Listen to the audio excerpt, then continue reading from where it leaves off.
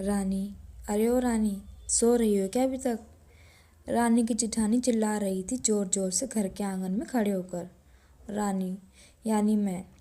तभी मैं भागती हुई अपने कमरे से निकली और बोली, दीदी मैं आ गई। जिठानी बोली, रानी तुम्हारा नाम रानी है, तुम रानी नहीं हो। मैंने तुम्हें रात में ही समझाया था कि सुबह जल्दी उठ जाना, तुम्हारी मुंह दिखाई की रस्म है। मैंने बोला, दीदी रात को नींद ही नहीं आई, जगह नहीं है और मन में डर था कि सुबह आंख नहीं खुली तो। रजनी दीदी हंसते हुए बोली, रानी मेरी प्यारी देवरानी, जल्दी से घूंघट कर लो, अगर माँ जी आ गई तो हंगामा हो जाएगा। मैंने अपना घूंघट किया और तभी माँ जी आ गई और कड़कड़ाती आवाज़ में बोली, चलो अब क्या यहीं गपशप मारती रहोगी तुम दोनों। हमने चलना शुरू ही किया था तभी माँ जी ने रजनी दीदी के कंधे पर हाथ रखा और बोली, पता है ना कहाँ से कहाँ जाना है और कैसे जाना है।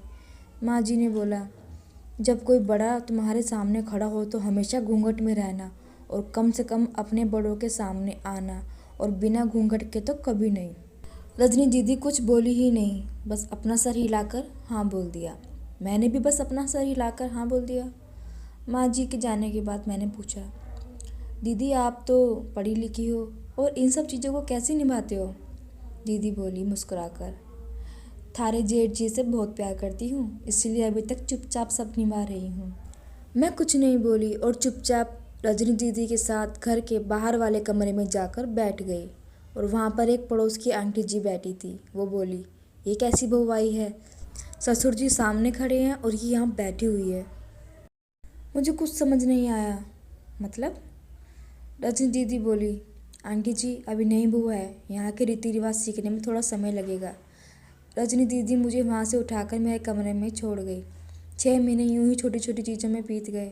फिर एक दिन मैं राहुल के साथ साड़ी लेने गई। राहुल का फ़ोन आया और वह दुकान से बाहर बात करने चले गए। साड़ी की दुकान पर मैं बेधड़क होकर साड़ियाँ देख रही थी। तभी साथ में बैठे हुए अंकल जी खांसे। एक बार, फिर 2 बार, फिर 3 बार। मैंने साड़ी वाले भैया से बोला, भैया इन अंकल जी को पानी दे दो, इन्हें बहुत खांसी हो रही है। अंकल जी भड़क उठे और बोले, क्या बदतमीज लड़की है, इसे कुछ शर्म लिहाज है या नहीं। दुकान पर हंगामा देख राहुल बाहर से भाग कर आया और अंदर आते ही अंकल जी के पैर छूकर बोले, मामा जी आप यहाँ। मैं भी घबरा के दुकान से बाहर निकलकर एक लंबा घूंघट लेके गाड़ी में बैठ गई।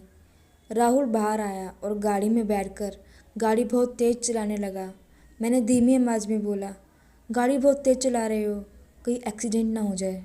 हम घर पर पहुँचे ही थे तभी माँ जी ज़ोर ज़ोर से चिल्लाते हुए बाहर आए, देखो आ गई है रानी साहिबा, खानदान की इज्जत मिट्टी में मिलाकर। तभी रजनी दीदी बोली, माँ जी मेरी शादी को 6 साल हो गए हैं, मैं अभी तक मामा जी को नहीं जानती, तो ये कैसे जानेगी। माँ जी जोर से चिल्लाई, देखो कैसे चपड़ चपड़ जबान चल रही है इस रजनी की भी। राहुल सबकी बात काटते हुए बोले, माँ ये दोनों सही बोल रही है, अगर ये हमेशा घूंघट करके रहती है तो ये मामा जी को कैसे पहचानेगी। और माँ आज मामा जी के फ़ोन पर तुमने पूरे घर की शांति को भंग कर दिया। और ये वही समाज है जिसने सीता मैया पर भी उंगली उठाई थी।